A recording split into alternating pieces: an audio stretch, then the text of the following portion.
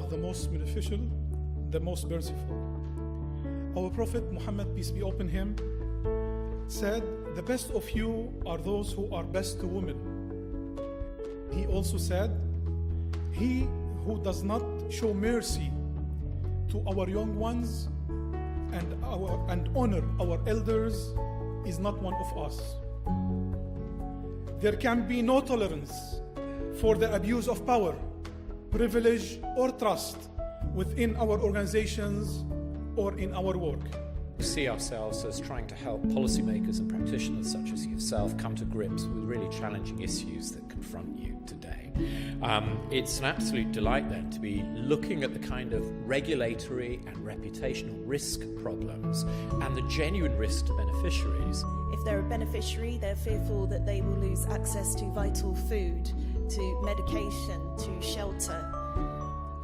If they're aid workers, they'll be fearful that they'll lose their job, particularly if they're on short-term contracts, which, as we know, is very common in the aid sector. They are shameful of their experiences. They blame themselves.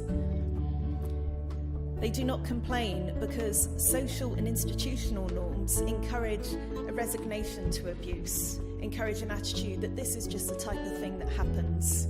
Boys will be boys. We see people talking about safeguarding when they're actually talking about sexual abuse of staff in organisations. We see people talking about sexual abuse when they're talking about child safeguarding. So I think it's really useful just to kind of clarify what some of the language is to help us frame the issues.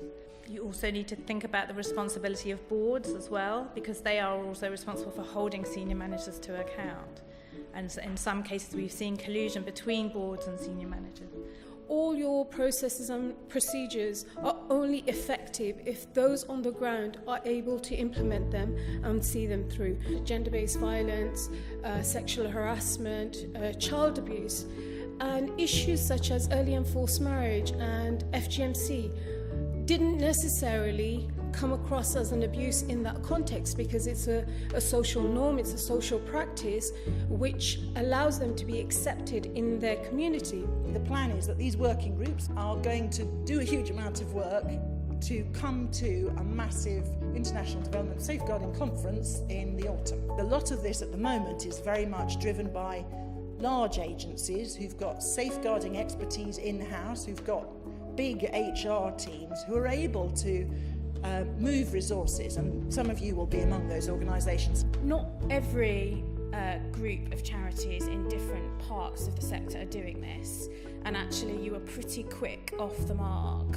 after the summit to proactively take some leadership and getting you all around the table and getting quite a lot of experts from different perspectives here. So I would give yourselves credit for doing that, because not everyone is doing that. If you've heard me here before at your events and other events, you know that I don't mince my words. So I don't apologise for delivering some tough messages, but with the desire that ultimately I want to help and the regulator wants to help, either to help you get things right in the first place, or to, where things go wrong, to make sure that you deal with it in a way that the public expects. One of the things that filled me with comfort a little bit earlier, I know it's contentious potentially, is disclaiming this idea that just because it's a faith-based charity, these things can never happen.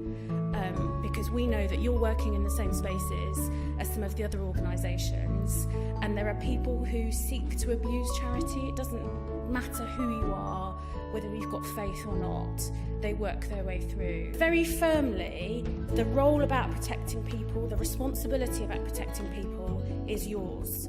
We can't do that for you on the front line. The only people that can protect the people that you're working with is the charity. And that's a huge responsibility, but actually a really important one. Our job as regulator is to hold you account for doing that, okay? To ask the difficult questions, to make sure that when things do go wrong, you're dealing with it properly.